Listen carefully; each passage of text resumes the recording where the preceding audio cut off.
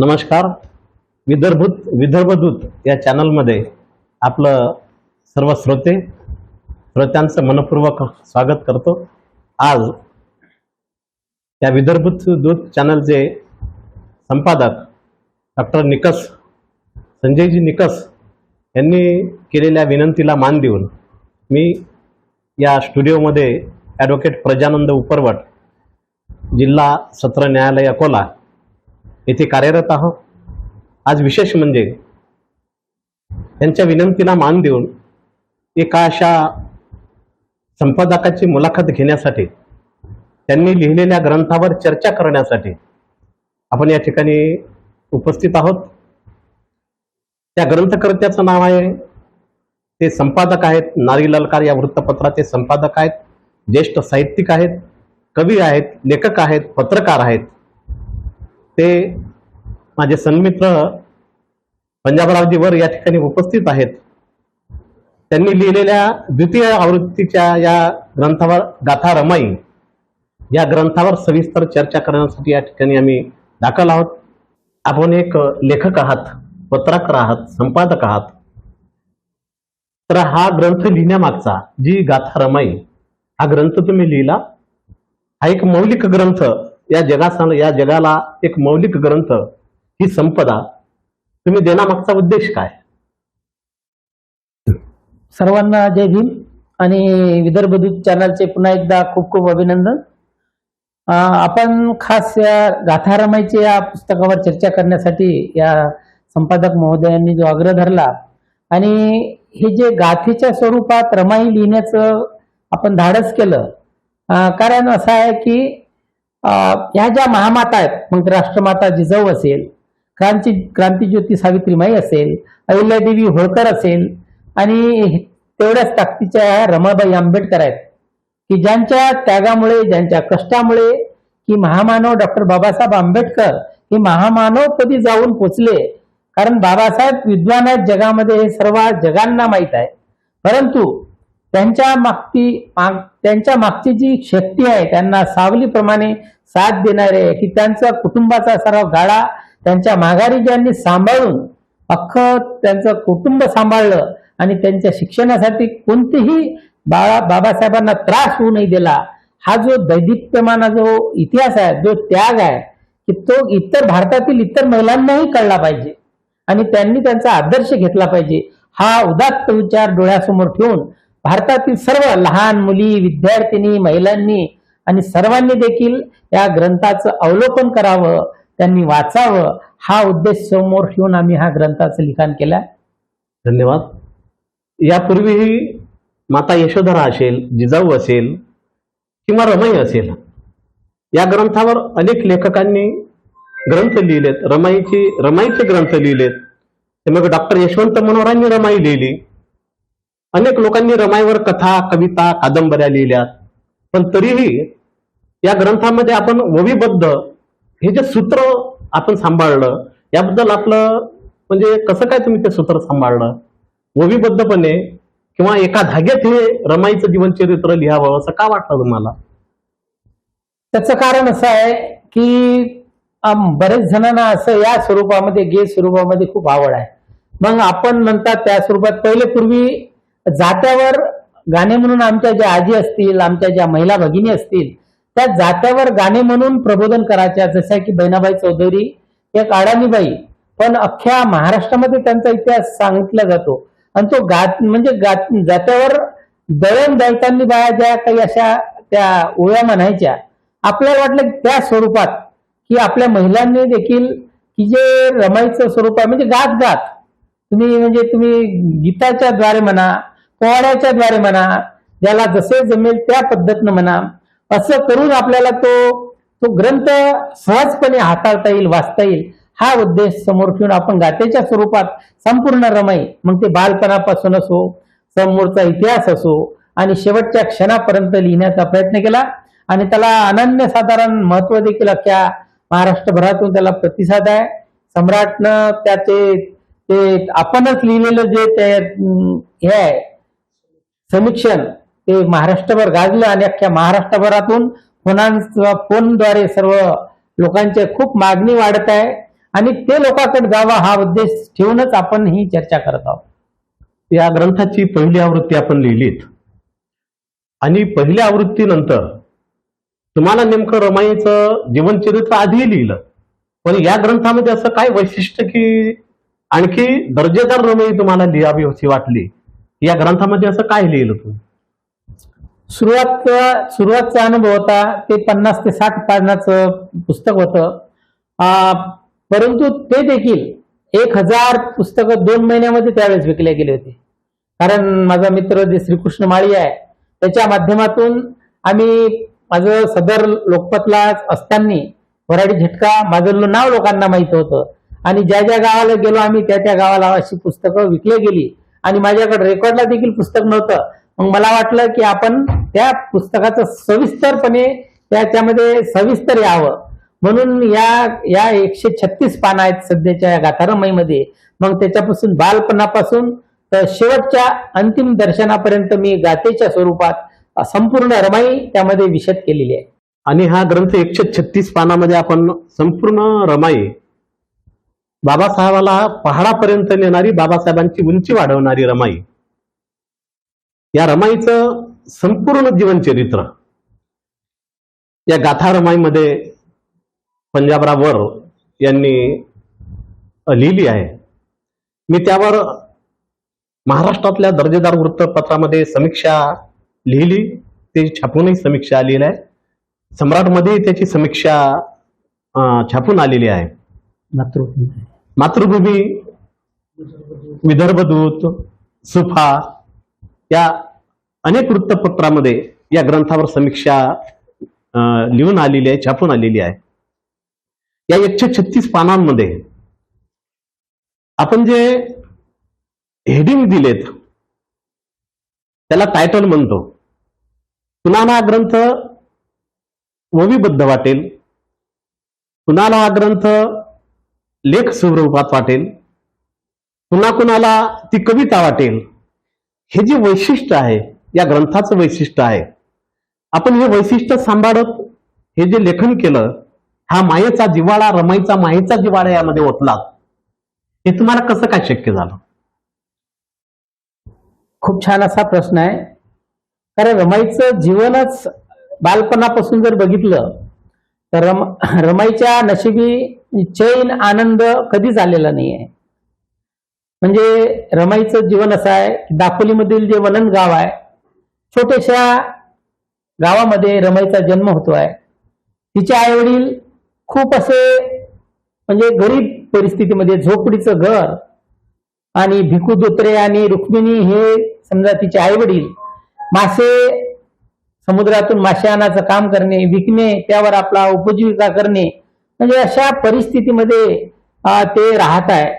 आणि लहान लहान 3 भाऊ आहेत, म्हणजे गौरी, रमाई आणि एक शंकर नावाचा. म्हणजे ज्यावेळेस रमाई 8 वर्षाची असते, गौरी 6 वर्षाची असते आणि शंकर 4 वर्षाचा असते, त्यावेळेस तिची आई वारलेली असते. बघा मग काय 8 वर्षाची मुलीला काय काय करणार. तर अशा 8 वर्षाची रमाई असताना तिला तिच्या आईला लहानपणी सांगितलेलं असते, बेटा कामाची लाज बाळगायची नाही, तुला मोठं व्हायचं असेल तर तू खरंच कामानं माणूस मरत नाही, तू काहीतरी करत राहायला पाहिजे. हा आईचा विचार तिने डोक्यामध्ये ठेवला आणि तेव्हापासूनच घराची जबाबदारी या बाल रमाईवरून पडली. 8व्या वर्षी आई गेली आणि कुटुंबाची जबाबदारी तिच्यावर आली. अशा परिस्थितीमध्ये नंतर लगेच आई गेल्यानं वडिलांना देखील पलंग जवळ केला आणि वडील देखील वारले. अशा परिस्थितीत ते रमाईचे मामा आहेत ते मुंबईला असतात, भिकू धुत्रे काका आहेत ते देखील मुंबईला असतात. ते येतात आणि या रमाईला आणि त्या 3 भावंडाला घेऊन जातात. असा हा प्रसंग असतो. म्हणजे अशा कठीण परिस्थितीमध्ये की ज्यांना राहायची सोय नाही, खायचं कोणी आईवडील नाही आहेत, अशा दयनीय परिस्थितीमध्ये मामा आणि काका त्यांचा सांभाळ करीत आहेत.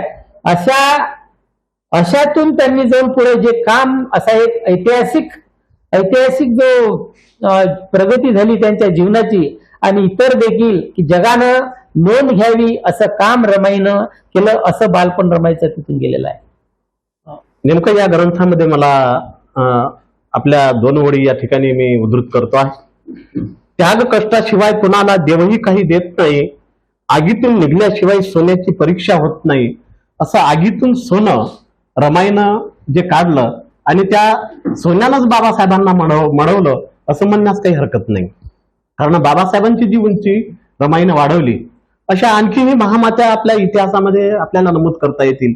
पण रमाई अशी महामाता आहे की तिनं बाबासाहेबांना तर घडवलंच, पण 9 कोटी समाजाला तिनं जागत केलं आणि जगवलं.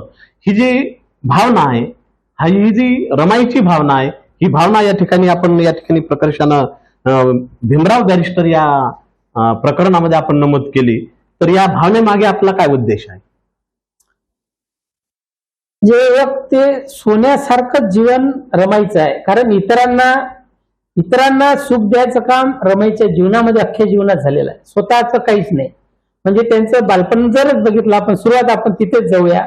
ज्यावेळेस लग्नाचा प्रसंगाचं काम येते, रामजी बाबा खूप दूरदृष्टीचे होते. त्यांना माहित आहे की माझा हा भीमराव नक्कीच काही ना काहीतरी होणार, काहीतरी याच्या हातून कार्य घडेल असं ठामपणे रामजी बाबाला वाटत होतं. म्हणून त्यांनी कशाची फिकीर न करता जे लागेल ते पुस्तक रामजी बाबाला द्यायचा प्रयत्न केला. माझ्या भीमरावला हा निश्चितच काही करेल. तर ज्यावेळेस लग्नाचं काम पडते, लग्न त्यावेळेस लहान वयातच व्हायचे, तर मग त्यांनी अगोदर 1 ते 2 मुली बघितल्या. एका मुलीचा साखरपुडा देखील झाला. नंतर त्यांना पुन्हा मुंबईतच हे जे मामाच्या इकडे राहायला आली होती रमा, त्यांना ती एकदा दिसली मुलगी की त्यांना नक्की वाटलं की आपल्या मुलाला ही नक्की मुलगी शोभणार आहे. कारण माझा भीमराव काहीतरी करून दाखवणार आहे आणि त्याला ही पत्नी साजेची होणार आहे. पण तेव्हा त्यांची बहीण असते, ती म्हणते की दादा हे कसं काय शक्य आहे, आपण तर साखरपुडा केला. म्हणते एका जणासोबत साखरपुडा केला, ते काय म्हणतील लोक, आपल्या अंगावर येतील. अरे म्हणजे काही तसं नाही आहे, असू दे ठीक आहे, मी म्हणते दंड भरायला तयार आहो, मी माफी मागेन म्हणते त्याची. साखरपुडा जरी झाला मी माफी मागणार त्याची. 5 रुपयाचा दंड रामजी बाबा भरतात आणि रमाईची निवड करतात. मला माझ्या मुलासाठी कारण त्यांना दूरदृष्टी होती. त्यांना माहित होते की ही मुलगी माझ्या संसाराचा, माझ्या भीमरावाच्या संसाराचा नक्कीच सोन्याचा संसार करेल हे त्यांना माहित होतं. म्हणून रामजी बाबानं असा तो दंड भरून आणि तो रमाई संघ त्यांचा लग्न लावलं. एवढं धाडस रामजी बाबांना त्यावेळेस केलेलं आहे. रमाई शेण गोवऱ्या थापता थापता बाबासाहेबाला अथांग ज्ञानापर्यंत रमाई घेऊन गेली. अशा दुःखी संसाराची हे जीवन रमाईनं फुलवलं. 9 कोटी समाजाचं जीवन हे सोन्यानं मडवलं. आणि म्हणूनच आपण म्हणालात, वादळात रमा सापडली, गाठ थुपानाशी पडली, 7 जन्माची अर्धांगिनी सेवा मनी दडली. ही जी रमाईची करुण कहाणी आपण रेखाटली, ही करुण कहाणी रेखाटताना आपल्या मनाला काय वाटलं? रमाई म्हटलं की त्याग, रमाई म्हटलं की फक्त त्याग दिसतोय. कारण रमाईचं लग्न झालेलं आहे, आंबेडकर कुटुंबामध्ये रमाई येते आहे. रमाई त्यांच्या घरात आत्याबाई आणि रामजी बाबा आणि 2 बंधू आनंदराव हे. तर अशा परिस्थितीमध्ये सर्व कुटुंबाचं करणं इतकं आनंदानं करते त्या घरात. तिला आता आकाश ठेंगणं वाटतं की एवढ्या घरात मला प्रवेश मिळाला. कारण कोणीच नाही, आई नाही, बाप नाही. नंतर ही 9 वर्षाची रमाई इथे येते. तिला तर म्हणजे एवढ्या चांगल्या घरात प्रवेश मिळाला, मला काय करता येईल या घरासाठी. तर मग तिनं सर्व जणू काही माझ्या घरचेच हे सर्व. रामजी बाबाला पित्या समान मानते आहे रमाई, आणि ती आत्याबाईला आईसारखं मानते आहे की ते जे सांगल काम सांगायच्या अगोदर करत असते. म्हणजे सून कशी असावी त्याचं एकमेव उदाहरण त्या 9 वर्षाची रमाई त्यावेळेस प्रस्तुत करते आहे. घरातलं कोणतंही काम दुसऱ्यांना अजिबात करता नाही यायला पाहिजे आणि आपल्या हातून चांगल्यात चांगलं कसं काम होते आहे याचा प्रयत्न रमाई करते. मग ते सासऱ्याचे हातपाय चपणे असो, त्यांना जे जे लागणं ते देणे असो, आणि सासूबाई म्हणजे आत्याबाई जी असते त्या रामजी बाबाची पत्नी वारलेली आहे आणि त्यांना बहीण असते, बहीण त्यांच्याच घरी राहत असते. पत्नी वारल्यामुळे रामजी बाबा फक्त आपलं त्यांना तात्पुरतं पेन्शन मिळत असते, ते सैन्यातले शिक्षक असल्यामुळे. तर त्या पेन्शनवर हे सर्व चालत असते. परंतु शिक्षणाचा आपल्या बाळासाहेब म्हणजे भिवा, त्यावेळेसचा भिवा बाबासाहेब आंबेडकर, तो त्याला शिक्षणाचा एवढा लढा असते आणि रामजी बाबाला माहित असते याला काहीही कमी नाही पडू द्यायचं, म्हणून काहीही करून जे मागल ते पुस्तक देत असते आणि ते वाचनाचा प्रयत्न करत असते. आणि रमाई सर्व घराची जबाबदारी आपल्यावर घेऊन जसं हे घर कसं याला चांगलं करता येईल हा प्रयत्न करताय. एकदा तर काय होते, दोन्ही बंधू म्हणजे मामाच्या इकडे दोन जे गौरा आणि जो शंकर असते 4 वर्षाचा, ते दोघं भाऊ येतात आणि तिथं आलेले असतात रमाईच्या घरी. येताना मग तिलाही कसं तरी वाटते किंवा मला असतं कसं तरी यांना पदरात घेतलं, आता यायचं कसं करावं. आपले 2 भाऊ, त्याला आई वडील नाही आहे, माझ्या जवळ तर असायला पाहिजे.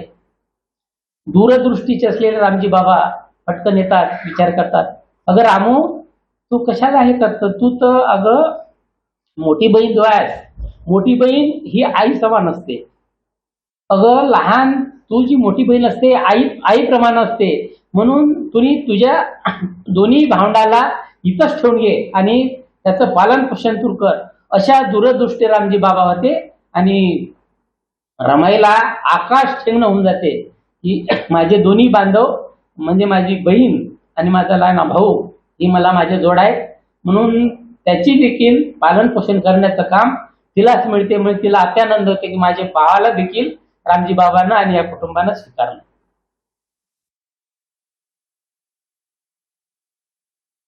एकूणच आंबेडकर कुटुंबावर हा दुःखाचा डोंगर आहे. रमाईने या दुःखावर मात करता करता हळूहळू रमाई 9 वर्षाची असणारी रमाई आपलं जीवनचरित्र पुढे चालवत तिला मुलं होतात आणि अशा दुःखी अंतकरणाने रमाई बाबासाहेबाचा संसार हा सोन्यासारखा सजवते. अशी सोन्यासारखी लेकरं रमाईने गमावली. काळजाचं अंतकरण गहिवरून जावं आणि एकीकडे रमाईने संसार फुलवावा आणि बाबासाहेब अभ्यासात मग्न असताना रमाईने बाबासाहेबांनाही फुलवावं, असं या ग्रंथात आपण जे नमूद केलं. अनेक श्रोते असतील की श्रोत्यांनी रमाईकडून काय घ्यावं. म्हणजे आपण तर म्हणतो की ह्या अशा दैदिप्यमान इतिहास असणाऱ्या ज्या महामाता आहेत, ज्या ह्या आहेत, त्यापैकीच रमाई एक असा आदर्श इतर महिलांनी घ्यावा, भारतातील सर्व महिलांनी, ज्यांनाही कोणाला वाटते की आपला संसार जर सुखाचा व्हावा, आपला संसार सोन्यासारखा व्हावा, असं जर कोणाला वाटत असेल तर त्यांनी रमाईचं चरित्र जरूर वाचावं. कारण रमाईनं कष्टाला तर काहीच मानलं नाही. कष्टानं माणूस झिजत नाही. कष्ट केल्यानं उलट आपण कोणाला तरी आवडतो हे वाटत राहते. आणि रमाई तेव्हापासूनच सर्व कष्टासाठी स्वतःला झोकून देते आणि घरातील सर्व माणसाचे सगळ्या वडीलधाऱ्याचं मन जिंकून घेते आणि एक आदर्श असं निर्माण करते. ज्यावेळेस आपण विचारलं की रमाईला प्रथम बाळ झालं, पहिलं बाळ यशवंत, जी 12/12/1912 जन्म झाला. एक अनोखी तारीख आहे बाळ म्हणजे यशवंताचा जन्म झाला आणि घरात आनंद निर्माण झाला घरामध्ये. कारण जे श्रद्धे बाळासाहेब आंबेडकर याचे वडील आहेत यशवंत, आणि यशवंताचा जन्म होतो आणि घरामध्ये आनंद होतो, सर्वाला आनंद होतो. अशातच बाबासाहेबांचं शिकण्याचं चालूच असते आणि मॅट्रिक बाबासाहेब झालेले असतात. त्यांचा सत्कार समाजानं ठेवलेला असतो. समाज बाबासाहेबांचा सत्कार करतात. महाराष्ट्रामध्ये म्हणजे महार जातीतून पहिला मॅट्रिक होणारे डॉक्टर बाबासाहेब आंबेडकर त्यावेळेसचे, त्यांचे समाजातील लोकांनी सत्कार केला आणि केळुस्कर गुरुजींनी त्यांना जे बुद्धाचं चरित्र दिलं, बाबासाहेबांनी ती चरित्र मनपूर्वक वाचलं आणि त्यांच्या डोक्यात त्याच वेळेस म्हणजे बुद्धाचा विचार काय आहे की बुद्धानं समानतेचा संदेश अख्ख्या जगाला दिला. त्यावेळेस 10व्या वर्गात असताना तेव्हा बाबासाहेबांनी त्यावेळेस अख्खा बुद्ध त्यांनी त्यांच्या डोक्यामध्ये घेतला आणि त्यांनी त्यावेळेसच एक प्रण केला की मला देखील मी या भारत देशामध्ये एक समानतेच्या मार्गावर चालणारा देश कसा असेल हे स्वप्न त्यांनी त्यावेळेसच डोक्यामध्ये केलं असेल. कारण केळुस्कर गुरुजींनी बुद्धाचं चरित्र त्यांना दिलं होतं. म्हणजे रमाईचा जो त्याग आहे, आपण म्हणालात की कष्टाने माणूस मरत नसतो, उलट कष्ट करणारे माणसं जास्त दिवस टिकतात. एकीकडे रमाईचे कष्ट आणि दुसरीकडे बाबासाहेबांचे कष्टासाठी झिजलेलं शरीर बाबासाहेबाला एका वेगळ्या उंचीपर्यंत रमाईने नेलं. ही रमाई अतिशय त्यागी असणारी रमाई, एक त्यागमय जीवन जगणारी स्त्री म्हणजे रमाई, त्यागाला केलेलं वंदन. आपण म्हणालात की बाबासाहेबांवर बुद्धचरित्र जसं केळुसकर गुरुजींनी दिलं आणि बाबासाहेबांवर बुद्धाचा प्रभाव पडला, तर बाबासाहेब हळूहळू पुढे जात आहेत, रमाई कष्ट करीत आहेत. पुढे हा रमाईचा जो प्रसंग आहे आपण या ग्रंथामध्ये पुढे लिहिलात, ते कसं काय शक्य झालं? एक असा हे रमाईचं चरित्र असं आहे की ते तुम्हाला लहानपणापासून काय काय करते आहे हे वाचण्यासारखं, आकलन करण्यासारखं आहे. प्रत्येक गोष्ट त्यामध्ये बघा, दोन्ही भावंडाचा सांभाळ करायला मिळालेला आहे, अख्ख्या कुटुंबाचा ते पालन पोषण करायला मिळालं आहे. एवढा विद्वान नवरा आहे, त्याचा तिला अभिमान आहे की बा मी काही शिकलेली नाही. त्यावेळेस बाबासाहेब तिला आग्रह करत असतात, रामू तू पण काही शिकलं पाहिजे, वाचता येईल एवढं तरी शिकलं पाहिजे. अगं म्हणतात, जे बाबासाहेब महात्मा फुल्यांना गुरु मानतात, त्या महात्मा फुलेंनी जी क्रांतीज्योती सावित्री आहे तिला स्वतःहून शिकवलं. आणि त्यावेळेस विषम परिस्थिती असताना देखील त्या सावित्रीमाई शिक्षिका म्हणून उदयास आल्या. मग तू पण शिकलं पाहिजे रामू, तू पण शिकलं पाहिजे, सही पुरतं किंवा वाचनापुरतं, असा बाबा आग्रह धरतात.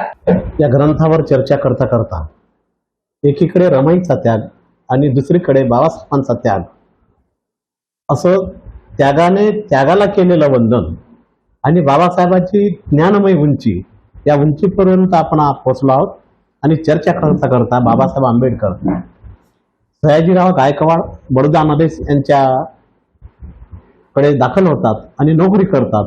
याबद्दल या ग्रंथामध्ये आपण मुद्दा तो मांडला, या ग्रंथावर सविस्तर असं बोला. खूप छानसा मुद्दा जो बडोद्याचा आहे की आताही जो बडोद्याचा म्हणजे गुजरातचा जो पॅटर्न म्हणून एक प्रसिद्ध म्हटल्या जाते, तर गुजरात त्यासाठी जातीवादासाठी प्रसिद्ध पूर्वी काळापासूनच आहे. तेव्हा देखील रामजी बाबाला माहित होतं की बाबा आपल्या भीमरावनं उच्च शिक्षण घ्यावं, समाजाची काहीतरी त्याच्या हातून प्रगती होते, रामजी बाबाला निश्चित माहित होतं. म्हणून भीमरावनं नोकरी करू नये हा रामजी बाबाचा खूप मोठा आग्रह होता. परंतु बाबासाहेबांना सयाजीराव गायकवाड महाराजांना हे वचन दिलं होतं की माझं शिक्षण झाल्यानंतर मी तुमच्या इथं नोकरी करेन. म्हणजे उच्च शिक्षण घेऊन आले होते बाबासाहेब तिथून, त्यांच्याच पैशातून. तर त्यांनी वचन दिल्यामुळे बाबासाहेब त्याच्या वचनात असल्यामुळे त्यांनी बाबासाहेब आपल्या वडिलांचा विचार मानला नाही, मी नोकरी करणार. त्यामुळे रामजी बाबा खूप खचल्यासारखे झाले की बाबा आपल्या मुलांना नोकरीच नाही करायला, नोकरीत पडायला नाही पाहिजे. पण बाबासाहेबांना ऐकलं नाही आणि भीमराव डायरेक्ट गुजरातला नोकरीसाठी आले. सांगितल्याप्रमाणे गुजरात म्हणजे जशी आताची परिस्थिती तशीच तेव्हाची तिथे भयानक अशी परिस्थिती, जातीयतेनं बरबटलेलं सारं तिथली परिस्थिती. तिथं बाबासाहेबाला कोणी खोली द्यायला तयार नाही. खूप त्याने वेगवेगळे एरिया घुबतले, पेटी घेऊन फिरून राहिले आपले सोबत सामान घेऊन, कोणी खोली द्यायला तयार नाही. परदेशातून शिकून आलेला विद्वान माणूस भारतातून दुसऱ्या देशात जातो आहे, कोण्या देशात जातीवाद नाही आहे. आपल्या भारत देशामध्ये या विद्वान माणसाला त्या गुजरातमध्ये कोणी खोली देत नाही. बाबासाहेब मोठ्या मुश्किलनं एका ठिकाणी राहतात, रेल्वे स्टेशनवर राहतात, बस स्टेशनवर राहतात. नंतर त्यांना माहित पडते की बा आपण महारा असल्यामुळे देत नाहीत, तर त्यानं एक पारशी असं खोटं सांगून एक रूम एका ठिकाणी मिळवली आणि त्यांनी नोकरी सुरू केली. तर त्या ऑफिसमधली परिस्थिती ती एकदम वेगळी. तिथं गेल्या ऑफिसमध्ये सर्व कर्मचारी कसे तरी पाहायचे संशयित नजरेनं. एवढा विद्वान, प्रचंड विद्वान माणूस त्या ऑफिसमध्ये भेटला. अडाणचोट लोक तिथं अडाणीत असलेला चपराशी वरून असा चपराश फेकून राहिला फाईल. काय वाटत असेल बाबासाहेबांच्या मनाला, आपण एवढे विद्वान, माझ्यासारख्याची ही गत आहे, माझ्या समाजाची काय गत असेल, माझ्या ओबीसी सर्व बांधवाची काय गत असणार या समाजामध्ये, हा विचार बाबासाहेबाला खूप मनाला लागून गेला. आणि ते तिथलं वातावरण पाहून ते एकदम कसे तरीच झाले. आणि कोणताच अधिकारी, ते कर्मचारी देखील त्याच पद्धतीने वागून राहिले. बाबासाहेबाला पिण्यासाठी वेगळा माठ, त्याचे वेगळं जाऊन स्वतः पाणी प्यायचं, त्याच्या पराशी पाणी आणून द्यायला तयार नाही. म्हणजे एवढी कठीण परिस्थितीत असंही असताना नंतर त्या घरमालकाला माहित पडले की बाबासाहेब पारशी नाही, एक महार समाजाच्या. अर्ध्या रात्री झालेत ते काट्या आणि ते घेऊन बाबासाहेबांच्या अंगावर मारायला. आम्हाला खोटं सांगितलं, तू महाराजा पोरगा, चल आमच्या घरातून निघ. बाबासाहेब सामान सारा रस्त्यावर फेकून देतात. बाबासाहेब व्यस्त झालं, सामान आपलं वेचतात. आपलं सामान घेऊन एका बगीच्यात जातात, अख्खी रात्र तिथं काढतात. बाबासाहेबांच्या डोळ्यात आसू येतात.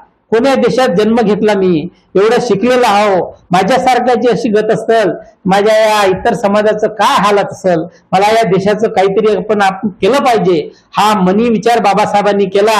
आणि असा हा भयंकर प्रसंग त्यावेळेस बाबासाहेबांच्या मनावर ओढवला. त्यामुळे त्यांच्या मनाला खूप असा लागून गेलं की आपण आपल्यासारख्याची अशी गत आहे तर इतर लोकांचं काय असणार. म्हणून बाबासाहेब असा भयंकर प्रसंग बाबासाहेबावर तिथं आलेला आहे. वरसाहेब, आपण म्हणालात की बाबासाहेब आंबेडकरांनी सयाजीराव गायकवाडकडे नोकरी करू नये अशी रामजी बाबांची धारणा होती. तरी या धारणेला तडा न जाऊ देता बाबासाहेब आंबेडकरांनी ती नोकरी स्वीकारली आणि अशाही परिस्थितीत रामजी बाबाचा अंत होत आहे. या अंतावर थोडं सविस्तर श्रोत्यांना सांगाल का? तर कारण त्यांच्या मनाला लागून गेलं होतं. कारण बाबासाहेबा म्हणजे रामजी बाबाचा भीमराव हा आदर्श पोरगा, त्यानं देखील आपल्याला नाकारलं. पण बाबा त्या भीमरावला महाराजाला वचन दिल्यामुळं त्यांनी त्या वचनात होते. त्याला वाटलं आपण काहीतरी ते वचन पाळलं पाहिजे, म्हणून बाबासाहेबांना आपल्या वडिलांना नाकारलं होतं. परंतु रामजी बाबांना एवढा धक्का झाला, त्यांच्या मनाला एवढा ठेस लागली की त्यानं अंतरून जवळ केलं, की त्याला बिलकुल त्याला असं कसतरी झालं मनाला. अंतरून जवळ केलं, लगेच तिकडनं तार आला त्याला की बाबा रामजी बाबाची तब्येत खराब आहे. बाबासाहेबांसाठी तार आला. बाबासाहेब तार मिळताच सर्व काम सोडले त्यानं, चला निघून जायचं आहे. वडिलांसाठी लगेच गाडी रेल्वे स्टेशनवर एक गाडी देखील त्यांची हुकते. दुसऱ्या गाडीने येतात. बाबासाहेब आपल्या मुलाची वाट पाहत असतात. कारण तो प्रसंग एवढा खतरनाक आहे. वडील की त्यांना एक उद्याचं स्वप्न, माझा भीमराव उद्याचा काहीतरी नक्कीच या देशातील हे जे वंचित समाज आहे, या वंचित समाजाचं माझा मुलगा नक्कीच भर करेल अशी त्यांना ठाम निर्धार इच्छा होती. आणि पंतप्रधान पडलेले होते. बाबासाहेब येतात, बाबा बाबा करत त्याच्याजवळ जातात आणि बोलतात. असे थोडं फक्त बाबासाहेबाला पाहण्यासाठीच फक्त बाबासाहेब म्हणजे रामजी बाबांना आपला देव ठेवला होता. जसे बाबासाहेबाला पाहिला, जसा हात वर केला असा म्हणजे भीमरावच्या डोक्यावर ठेवासाठी तसाच हात घेऊन पडते आणि रामजी बाबाचा अंत होते.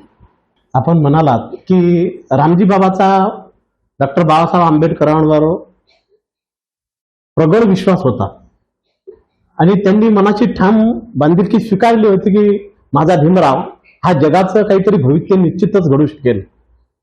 बाबासाहेबाचा हा व्यासंग पाहून बाबासाहेब बॅरिस्टरला गेले. 14 एप्रिल 1923 साली बाबासाहेब भारतात पुन्हा बॅरिस्टर म्हणून परत आलेत. हा थोडा प्रसंग नमूद करावा. बाबासाहेब बॅरिस्टरसाठी तिथे जातात आणि तिथलं शिक्षण घेत असताना त्यांना म्हणजे काय कष्ट असतात, काय श्रम असतात. खाया प्यायची तमा नाही बाबासाहेबांना. आपल्या एका म्हणजे काहीतरी पावाचा तुकडा घ्यायचा, खायचा आणि तासन तास तिथले जे ग्रंथालय आहेत, तिथले जे अभ्यासिका आहेत, तिथं जाऊन बसत होते बाबासाहेब. आणि त्यांना माहित होतं की मला माझ्या देशाचं काहीतरी करायचं आहे. कारण म्हणजे मोठा अभ्यास त्यांनी कमी वेळात ते पार केला आणि ते आपली बॅरिस्ट्री करून इथं म्हणजे असा त्याने खूप म्हणजे त्रास करून मला माझ्या बांधवाचं काहीतरी करायचं आहे असे करून नंतर बॅरिस्टर होऊन आपल्या भारत मध्ये येत असतात. त्यावेळेचा असा प्रसंग, अख्खा समाज बाबासाहेबाला आदरानं पाहण्यासाठी आपल्या समाजातील माणूस एक बॅरिस्टर होऊन येतो आहे असे त्यांच्या स्वागतासाठी सर्व मोठ्या संख्येनं जमतो आहे. अशा वेळेस रमाईलाही इच्छा असते की मला माझ्या पतीला मी पाहायला गेलं पाहिजे. परंतु काय करणार, घरात लुगडं नाही, तिला चांगलं लुगडं नाही नेसायला. तिला वाटत होतं मी जर फाटक्या लुगड्यात गेली समाज हसेल, माझ्या नवऱ्याची फजिती होईल, की माझ्या नवऱ्याची फजिती होईल की पा बॅरिस्टरची बायको निले साधं लुगडं नाही. त्यावेळेस ज्यावेळेस शाहू महाराज, राजश्री शाहू महाराज बाबासाहेबांचं स्वागत करायला आले असतात, त्यांनी बाबासाहेबांनी त्याला फेटा दिलेला असतो की तो फेटा सन्मान बाबासाहेबांचा केलेला असते एका शाहूराजानं. तर तो फेटा पेटीमध्ये ठेवलेला असते. रमाबाई त्यातला फेटा काढतात आणि तो फेटा नेसतात. जरीचा पटका असते तो पटका नेसून साडीसारखं रमाबाई बाबासाहेबांच्या स्वागताला जात असते. अशी या ग्रंथाची एकूणच उंची पाहता या ग्रंथाची उंची वाढण्याचं पुन्हा कारण असं की या ग्रंथाची पाठराखण प्राध्यापक डॉक्टर संतोष विश्व सरांनी केली आहे. म्हणूनच हा ग्रंथ अधिक मोलाची भर या ग्रंथामध्ये पडली आहे. तेव्हा अशाही परिस्थितीत बाबासाहेब शिकता शिकता बडोद्यावरून बॅरिस्टर होत आहेत आणि बॅरिस्टर होता होता होता होता बाबा रमाईचं दुःख, रमाईला दुःख सहन होत नाही. रमाईला अतिशय व्याकुळ अवस्थेला रमाईला जावं लागतं आणि अखेर बाबासाहेब रमाईला एका वसतिगृहामध्ये नेतात. तो वसतिगृहाचा प्रसंग आपल्या शब्दात नमूद करावा. बाबासाहेब काय असते की बाबासाहेबाला पुन्हा एकदा दुसऱ्या देशात शिकायला जायचं असते. त्यावेळेस त्यांना चिंता असते किंवा डॉक्टरनं सांगितलेलं असते की रमाईची तब्येत या त्यागामुळं याच्यामुळं कसलेली आहे, तिला कोणतं तरी चांगल्या वातावरणात गेलं पाहिजे. अशातच वराडे मामा म्हणून जे आहेत ते आलेले असतात बाबासाहेबांच्या भेटीला. तर ते म्हणतात तर मी माझ्या इथं घेऊन जातो, कारण बाबासाहेबांचं वसतिगृह चालवणारे वराडे असतात.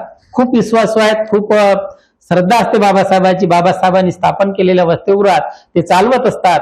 तर मग त्यांना खूप आनंद होतो. मी घेऊन जातो म्हणते रमाईला माझ्या वसतिगृहात, त्यांची तब्येत त्या वातावरणात चांगली होईल म्हणते, कारण त्या रत्नागिरीत तिकडच्या ठिकाण वातावरण खूपच चांगलं असते. तर बाबासाहेबांना बरं वाटते किंवा रमाईची तब्येत चांगली झाली पाहिजे. तर रमाई तिथं जातात तिथले मुलं गिलं पाहून त्यांना खूप आनंद वाटते. सर्व लहान लहान मुलं खेळत असतात, बागडत असतात. वसतिगृहातील ते वातावरण पाहून त्या मन प्रसन्न होते त्यांचं. पण असं काय ते 2-3 दिवसानंतर अचानक एकदम सामसूम देते. एक दिवस त्यांनी इच्छा होते की मी वसतिगृह पाहून येते. पाहत येत तर सारे साडे चुप, स्वयंपाकाची इकडे काही व्यवस्था नाही आहे, मुले मुकाट्यानं बसलेली आहेत. तर काय असं वातावरण झालं. तर ते वराडे मामाला विचारतात रमाबाई, खेळा म्हणजे आज काही शांतता, सारं स्वयंपाकाचं काही नाही कसं काय. तर ते हळूच सांगतात रमाईला, आई म्हणते असं आहे की त्या वाण्यानं दुकानातलं सामान द्यायला मनाई केली म्हणते. त्याचं म्हणणं आहे की ते मागचीच उधारी दिली नाही आणि हे कसं काय तुम्ही सामान नेता. त्याने सामान दिलं नाही म्हणते, म्हणून चूल पेटली नाही म्हणते, म्हणून लेकरं उपाशीच आहेत म्हणते. तर रमाबाई आपल्या हातातल्या सोन्याच्या बांगड्या काढून देते आणि म्हणूनच ही रमाईचं अंतःकरण त्या चिमुकल्यांसाठी द्रवलं. आणि अशी ही रमाई म्हणजे प्रत्येक घटकासाठी ती रमाई महामाता ठरली. हे रमाईचं अतिशय उदार अंतःकरणाने जगणारी रमाई, दुःखामध्ये खितपत पडलेली रमाई आणि उदार अंतःकरणाने या जगावर प्रेम करणारी रमाई, या चिमुकल्यावरच नाही तर 9 कोटी समाजाला सांभाळणारी रमाई एकदा ही या 9 कोटीची महामाता होते आणि बाबासाहेबांना सांभाळत राहते. हे सांभाळण्याची प्रक्रिया रमाईने या ग्रंथामध्ये आपण जी रेखाटली ती अतिशय अभिनंदनास पात्र आहे. तेव्हा हा ग्रंथ लिहिण्यामागे ज्यांनी या ग्रंथाला अतिशय समर्पक अशा शुभेच्छा दिल्यात त्या समाज न्याय पत्राचे मुख्य संपादक प्राध्यापक मुकुंदजी भारसाकडे यांनी या ग्रंथाला शुभेच्छा दिल्या आहेत आणि अधिक या ग्रंथाची मौलिकतेकडे वाटचाल या ग्रंथाने रेखाटली आहे. एकूणच रमाई मांडताना गाथा रमाई या ग्रंथामध्ये आपण जे अनेक रमाईच्या भूमिका मांडतात, रमाईचं जीवनचरित्र मांडलं, रमाईचं दुःख अंतःकरण मांडलं. या दुःख अंतःकरणावर रमाईने मात केलेली आहे आणि समाजानेही तसं दुःख अंतःकरण न कवटाळता या समाजानेही त्याच्यावर मात करावी अशी सार्थ अपेक्षा या ग्रंथामध्ये आपण नमूद केली आहेत. तेव्हा रमाईने ज्या खस्ता काढल्या, रमाईचे जे 4 मुलं वारलेत त्यातील अतिशय लाडाचा यशवंत, याबद्दल थोडं प्रसंगानुसार आपण सांगावं. तर ते बाबासाहेबांचे जे हे सारे 4 मुलं आहेत हे वारतात. म्हणजे सांगायची परिस्थिती अशी आहे की त्यांच्याकडे पैसा नसतो, त्यांच्याकडे औषध पाण्याला पैसा नाही आहे.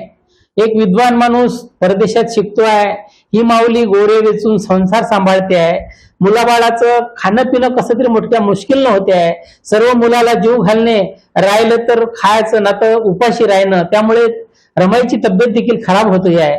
म्हणजे अख्ख्या घराचं करायचं, नंतर उरलं थोडंसं आपण खायचं.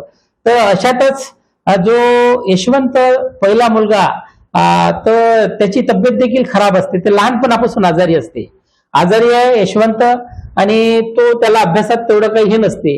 तर मग काय होते की रमाईचा तो खूप लाडका, बाबासाहेबाचा लाडका, परंतु बाबासाहेबाला वाटते माझ्या मुलानं अभ्यास केला पाहिजे, माझ्यासारखं माझं जसं नाव आहे जगामध्ये, यानं त्याचा स्वतःपुरतं तरी काही केलं पाहिजे.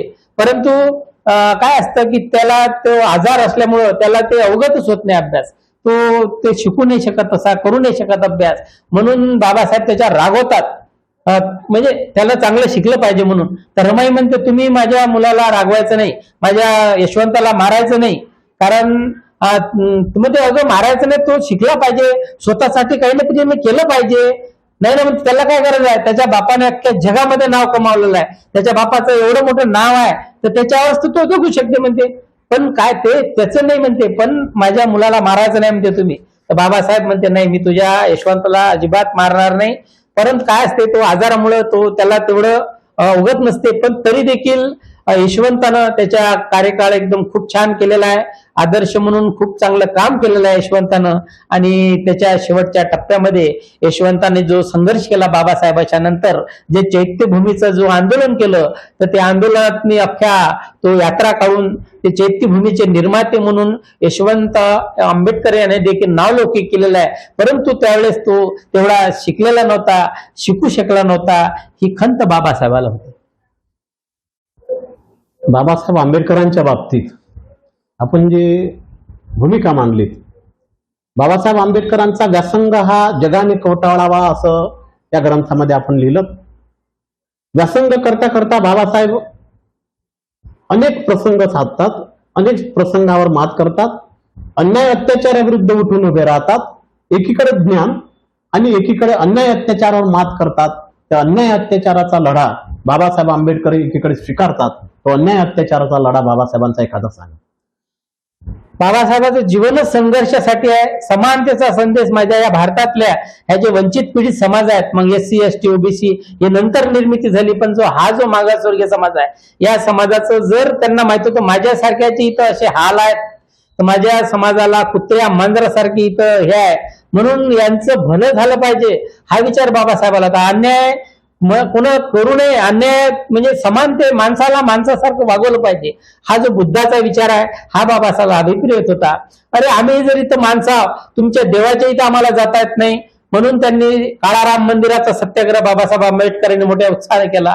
रामाचा सत्याग्रह करत असताना सनातनी खवळले, अजिबात आमचा देव बाटवाचा नाही, आमचा धर्म बाटवणार, मंदिरात जायचं नाही, आमचं मंदिर अपवित्र होईल, आमचा देव अपवित्र होईल, अशा त्यांनी आरोळ्या पेटल्या. बाबासाहेबावर जिकडनं तिकडनं मारायला येऊन राहिले. त्या काळजीनं देखील रमाई सारी धास्तून जात असते. तर बाबासाहेब घाबरत असतात, त्यांना हा लढा, मग हा माझ्या याचा लढा, मग तो धर्माला बाबासाहेबाला देव अपेक्षित नव्हतं, परंतु माझ्या माणसाला तिथं जाण्याचा अधिकार असला पाहिजे, माझ्या सर्व समाजातल्या सर्व लोकांना जाता आलं पाहिजे, हा बाबासाहेबाला देखील वाटत होतं. त्यांचा हा काळाराम मंदिरचा सत्याग्रह असो की एक दुसरा आम्ही जो महाडच्या 14 तळ्याचा सत्याग्रह त्यामध्ये नमूद केलेला आहे, तर महाडचा 14 तळ्याचा सत्याग्रह पाण्याला, त्या काळी या समाजाला पाण्याला हात लावण्याचा अधिकार, नैसर्गिक निसर्गाने दिलेलं पाण्याचा अधिकार लावायचा नाहीये. जोपर्यंत कोणी पाणी काढून देणार नाही तोपर्यंत मुकच बसायचं. म्हणजे प्रत्येक गोष्ट पाण्यात, निसर्गाने दिलेलं पाणी आहे, त्याच्यावर या मनुस्मृतीतल्या लोकांनी, अन्यायाच्या लोकांचं जीवन कुत्र्यासारखं करून ठेवलं होतं. यानं कपडे घालायचे नाही, यानं हे करायचं नाही, यानं शिक्षण घ्यायचं नाही, महिलांना शिकायचं नाही, असे हा मोठे प्रबंध निबंध याच्यावर लावून टाकले होते.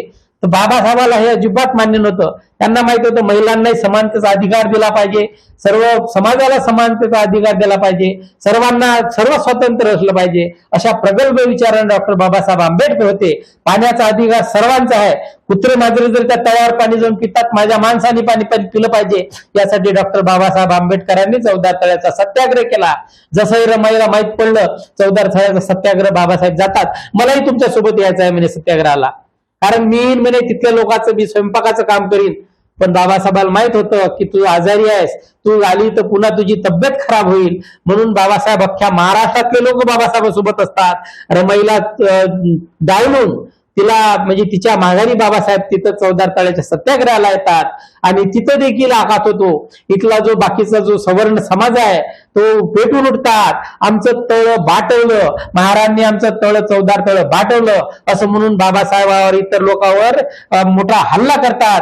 तिथं ते इतर लोकांसाठी जेवण बनवलं असते, त्या जेवणात माती कालवलं जाते आणि लाट्या काट्याचा मार होतो. बाबासाहेब त्यामध्ये जखमी होतात. असा हा भयंकर प्रसंग, हे भयंकर असे जातीवादी लोकांनी त्या काळापासून बाबासाहेबाला त्रास दिला आले. परंतु बाबासाहेबांनी आपल्या याच्यात हार मानले नाही. मला माझ्या समाजासाठी, माझ्या इथल्या संपूर्ण मागासवर्गीय समाजासाठी, त्यांच्या भल्यासाठी माझा जीव गेला तरी चालेल, त्यांना मी न्याय मिळवून देईन एवढं माहित होतं. तर हे रमाईला तिकड समजते. लोक बातम्यातून कळतात की बाबासाहेबांवर हल्ला झाला. रमाई घाबरून जाते, देवाचा धावा करत असते, माझ्या नवऱ्याला काही होऊ नये असं म्हणते. आणि त्या 14 तळ्याच्या सत्याग्रहासाठी तिकडे होते हेही स्वतःला अंतरून धरल्याचं काम त्यावेळेस रमाई करते. कारण ती बाबासाहेबाला इतकं जपत असते. सावलीप्रमाणे नवऱ्याला जपणारी रमाई खरंच ग्रेट आहे.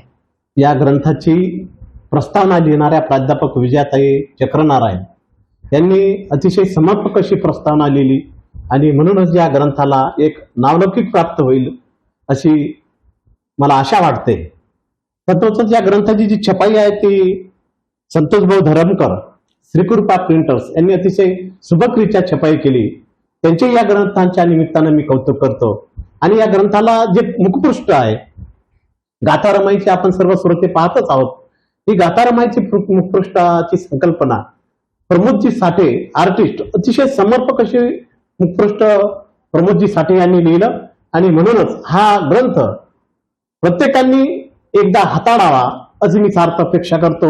आणि पुन्हा एकदा पंजाबराव मोरे यांना विनंती करतो की त्यांनी हा ग्रंथ लिहिताना रमाई अतिशय सजोड मनाची, भाऊक असणारी स्त्री, ती या जगाची महामाताच, ती भाऊक नसेल, आपली मुलं गमावली, 9 कोटी मुलं सांभाळली अशी भाऊक असणारी रमाई बाबासाहेब आंबेडकरांना विनंती करते की मला पंढरपूरला घेऊन जा. याबद्दल आपलं मनोगत या ठिकाणी व्यक्त करावं.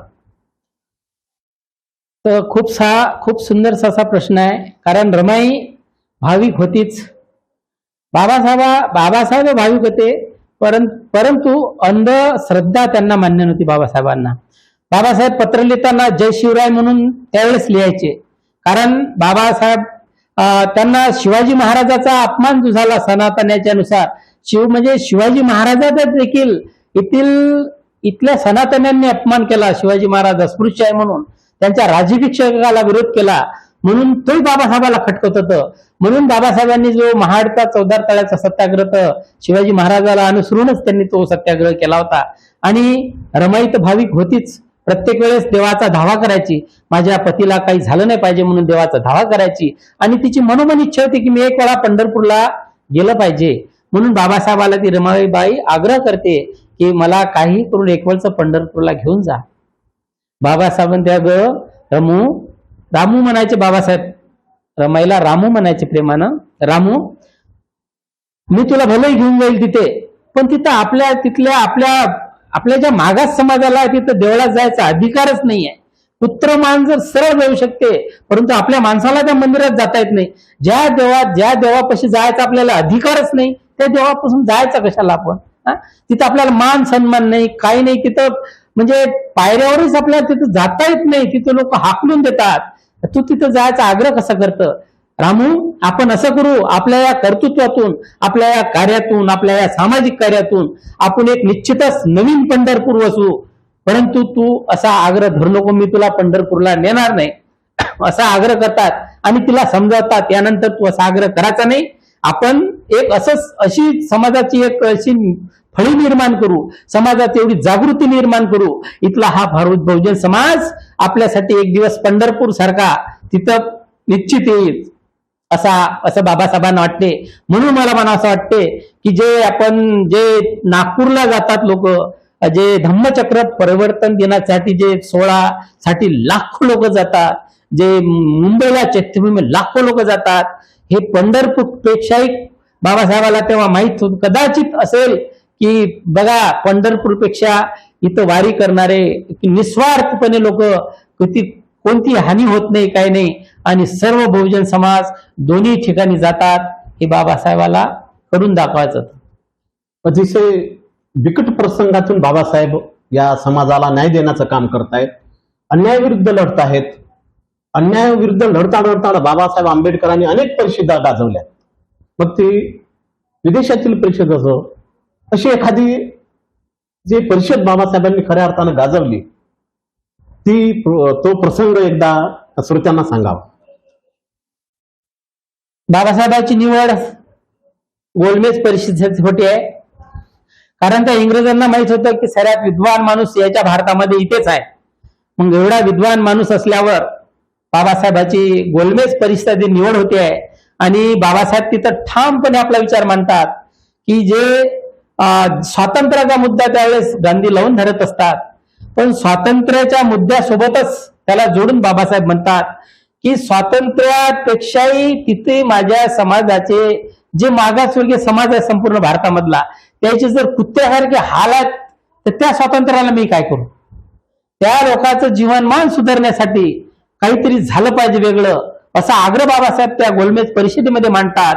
आणि इंग्रजा त्या अधिकाऱ्याला, तिथल्या ज्या गव्हर्नरला, त्याला देखील वाटते की हा मुद्दा महत्वाचा आहे, कारण की माणसाला माणसासारखं वागवता आलं पाहिजे, म्हणून बाबासाहेबची तिथं निवड होते. आणि त्या गोलमेज परिषदेमध्ये बाबासाहेब इथल्या संपूर्ण मागासवर्गीय समाजाचा, इथल्या ओबीसी, SC, ST, OBC समाजाचं नेतृत्व करण्याचं काम डॉक्टर बाबासाहेब आंबेडकर त्यावेळेस तिथं करतात, आणि गोलमेज परिषद अशी गाजवतात तिथं, आणि सर्व समाजाला न्याय देण्याची भाषा ते तिथं मांडत असतात. हे मोठं काम डॉक्टर बाबासाहेब आंबेडकरांच्या कृतीतून तिथं झालेलं आहे. या ठिकाणी अतिशय आपण समापक शब्दात सांगितले की बाबासाहेब लढवई असताना अतिशय परिषदा गाजवल्या. ते ह्या ज्या परिषदा गाजवल्या त्यामध्ये बोलता बोलता एक मुद्दा सुटून गेला की माणगावची जी परिषद आहे ती प्रकर्षानं इतिहासामध्ये नमूद आहे, त्या परिषदेबद्दल थोडं बोला. माणगावच्या परिषदेबद्दल सांगायचं झालंच, बाबासाहेबाला तिथं बोलवल्या जाते.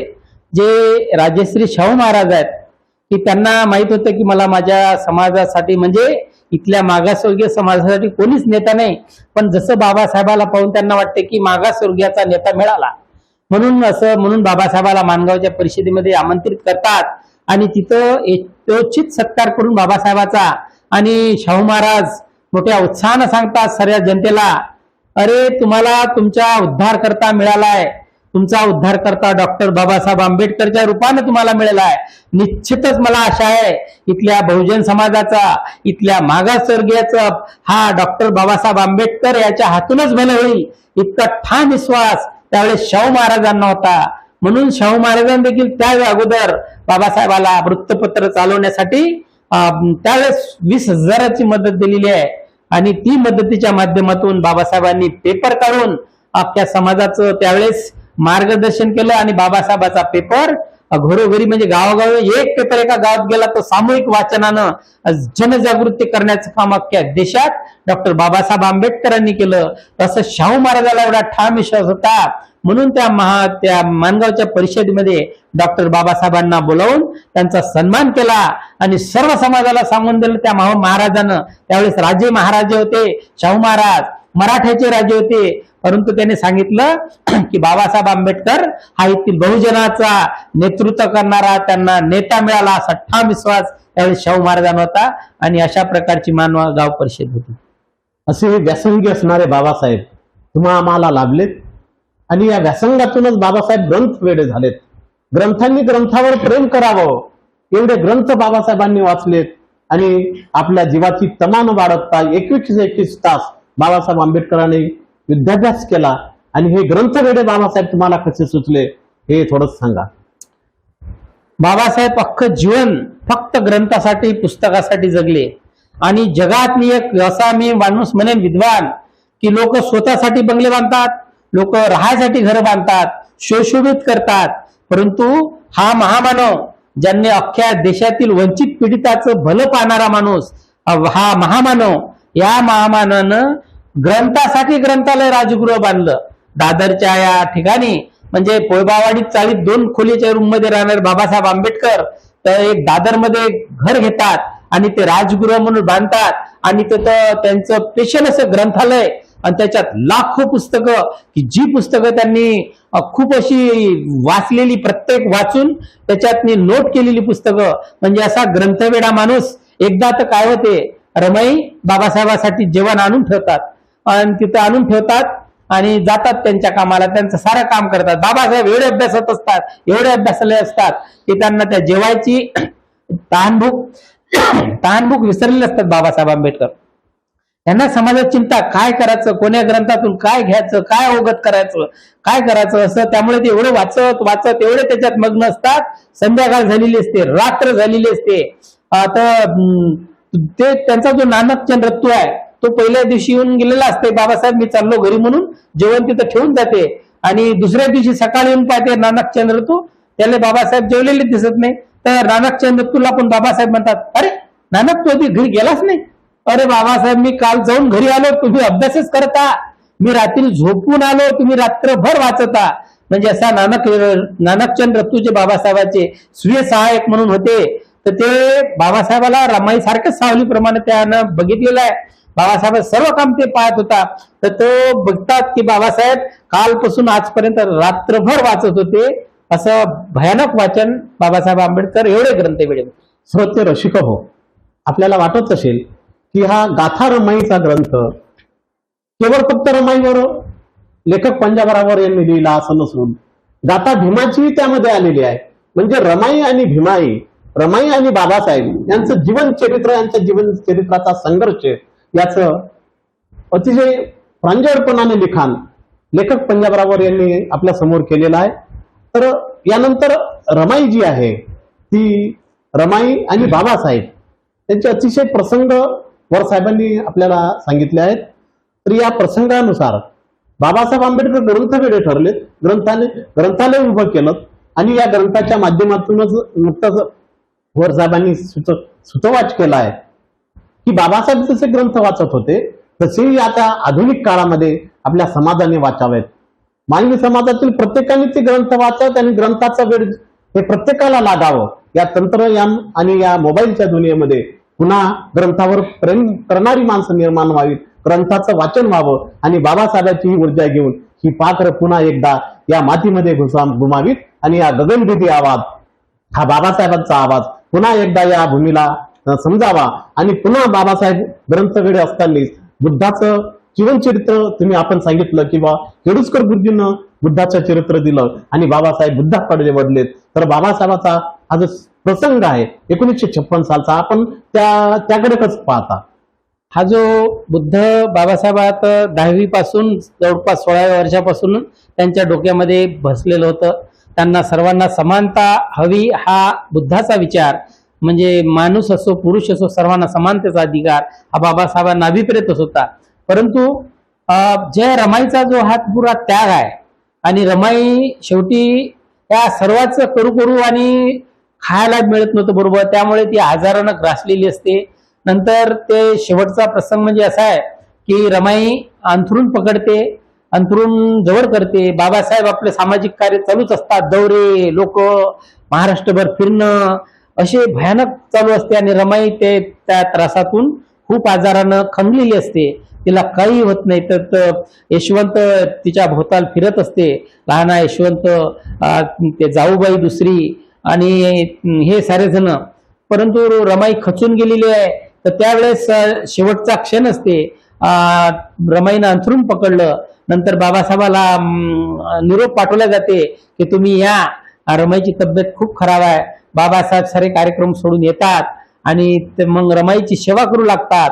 हा जगातला विद्वान माणूस, महापंडित, आपल्या म्हणजे आपल्याला जिनं एवढं आयुष्य दिलं, आपला मान सन्मान तिच्यामुळे वाढला, ही सारी झिजली, हिनं गोळ्या घेतल्या, मी बॅरिस्टर झालो, हे सर्व बाबासाहेबांच्या मनाला लागलेलं असते.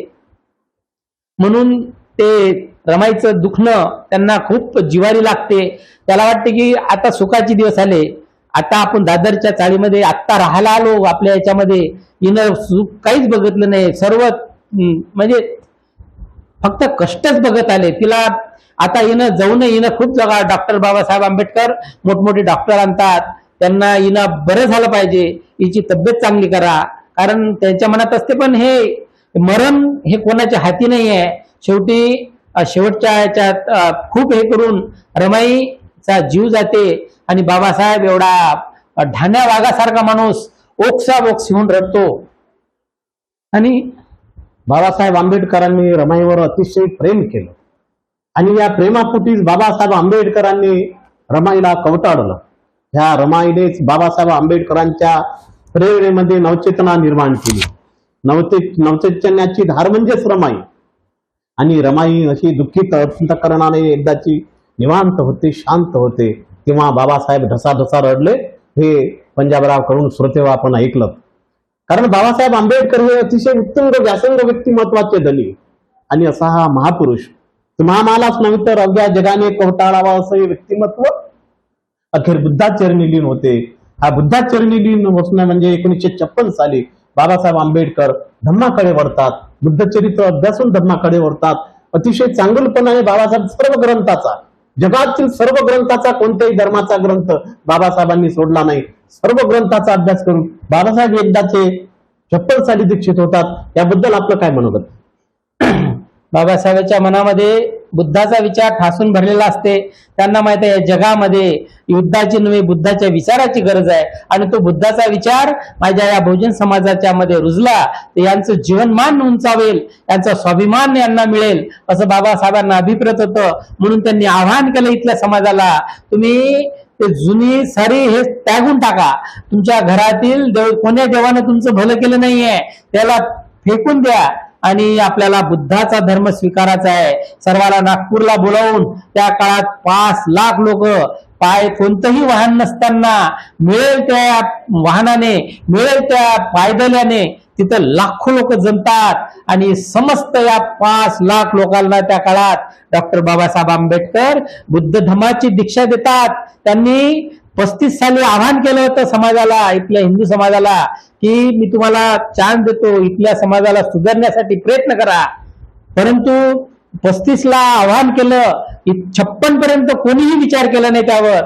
शेवटी नाईलाजाने डॉक्टर बाबासाहेब आंबेडकरांनी की धर्मांतराचा निर्णय घेतला आणि बुद्ध धर्माची दीक्षा इथल्या समस्त समाजाला दिली आणि सर्व समाजाचं जीवन कुत्र्या मांजरासारखं जीवन जगणारा जो समाज होता आज स्वाभिमानात जीवन जगतो आहे.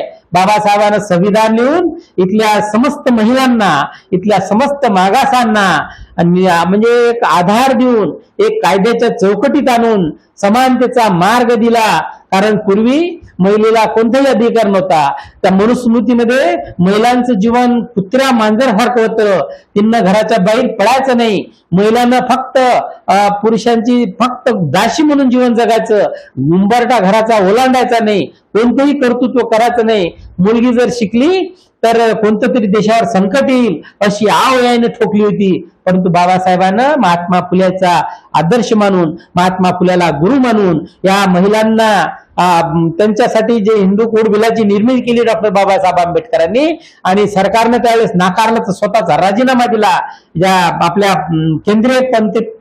केंद्रीय मंत्रिपदाचा बाबासाहेबांनी राजीनामा देणारे डॉक्टर बाबासाहेब आंबेडकर जगातील एकमेव व्यक्तिमत्व आहेत आणि त्या महामानवांनी इथले मग वंचित पीडित महिलांचे उद्धार करते, भारतातील महिलांचे उद्धार करते जर कोणी असेल तर डॉक्टर बाबासाहेब आंबेडकर आहेत असं मला अभिमानाने स्वाभिमानाने सांगावं वाटेल. एकूणच बाबासाहेब आंबेडकरांची कार्य तत्वप्रणाली पाहता, बाबासाहेबांचा व्यासंग पाहता केवळ ते बौद्ध धर्माचे अभ्यासक नव्हते तर जगातील अनेक ग्रंथाचे अभ्यासक होणारे बाबासाहेब आंबेडकर या भारताला वैभवशाली बनवण्याचं काम संविधानाच्या माध्यमातून करतात.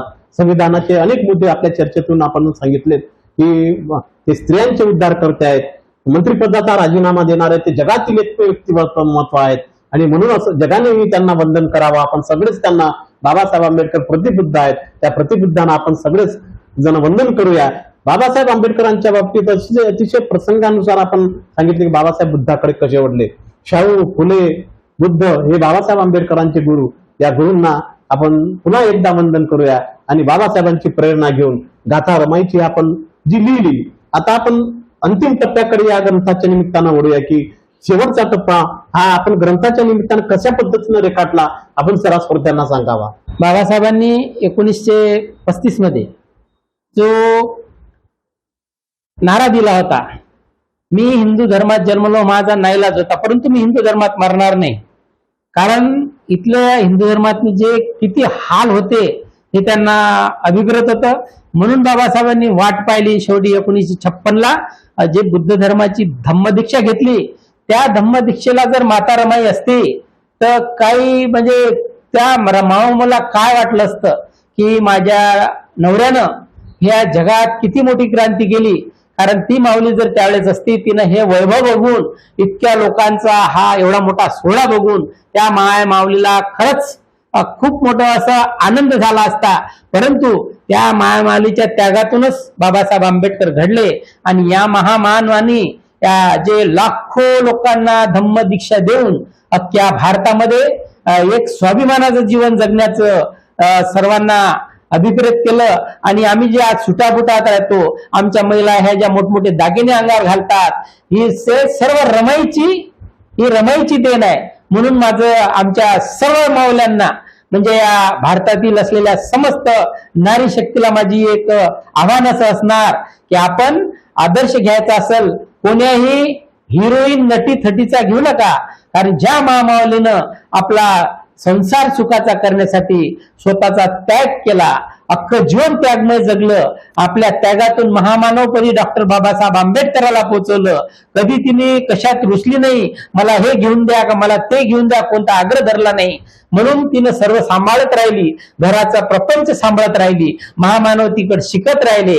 म्हणून महामानव त्या याच्यात त्यागात गेले आणि तिचं जीवन शेवटी संपन्न झालं. महामातेचा ज्यावेळेस अंत्यसंस्कार होतो त्यावेळेस बाबासाहेब आंबेडकर ढसाढसा रडतात आणि बाबासाहेब त्यानंतर त्यांनी स्वतःच एक भगवं वस्त्र धारण करून मला म्हणते जिंदगीत काहीच करायचं नाही म्हणजे त्याग केलता. पण रमाई त्यांना मरता वेळेस म्हणत असते, तुम्ही एवढ्यानं खचून जाऊ नका, तुम्हाला या देशातील या जनतेचं भलं करायचं आहे, तुम्ही दुःखात राहू नका. तरी बाबासाहेब 1 महिना जवळपास एक ब्रह्मचारी जीवन जग म्हणून अंगावरती एक भगवस्त्र धारण करून घराच्या बाहेर निघत नाहीत. एवढा त्याग बाबासाहेब आंबेडकरांनी, एवढी श्रद्धा रमाईपोटी होती आणि रमाईचा एवढा त्याग बाबासाहेबांना अभिप्रेत होता. म्हणून मायमाऊल्यांनी इथल्या या रमाईचा आदर्श घ्यावा असं मला वाटते. आणि विशेष म्हणजे रमाईचा हा अंत झाल्यानंतर बाबासाहेब आंबेडकरांची प्रेरणाच एकदाची निघून गेली आणि जर रमाई हा दीक्षेचा सोहळा पाहण्यासाठी असत्या तर यदा कदाचित बाबासाहेब आणखी प्रफुल्लित झाले असते असं मला वाटतं. प्रिय रसिक श्रोते हो, हा ग्रंथ आपल्याला घ्यायचा असेल तर सूचित प्रकाशनाने प्रकाशित केलेला आयुष्यमानिनी सुनंदा पंजाबराव यांनी हा ग्रंथ प्रकाशित केलाय. आणि आपल्याला जर तो मागवायचा असेल तर मी जो नंबर देतो आहे याकडे आपण जाणीवपूर्वक लक्ष द्यावं. 99 22 42 46 84 यावर आपण संपर्क साधू शकता. आणि हा मौलिक ग्रंथ मी आधी सांगितल्याप्रमाणे कोणाकोणाला हा ग्रंथ एक गाथा वाटेल, कोणाला ती कविता वाटेल, कुणाला तो एक ग्रंथ वाटेल, असा हा अतिशय चाणाक्ष पद्धतीनं प्रांजळपणाने लिहिलेला पंजाबरावांसोबत नुकतीच आपण चर्चा केली आहे. त्या चर्चेतून आपल्यालाही जाणीव झाली असेल की हा ग्रंथ किती मौलिक असेल. हा ग्रंथ सर्वांनीच घ्यावा अशी मी आपणाकडून नम्रपणे सार्थ अपेक्षा करतो आणि या चर्चेला या ठिकाणी थांबवतो. नमस्कार. जय भीम. जय भीम. नवनवीन बातम्या पाहण्यासाठी आजच विदर्भ दूत न्यूज चॅनलला सबस्क्राईब करा आणि बेल आयकॉनला सुद्धा क्लिक करा.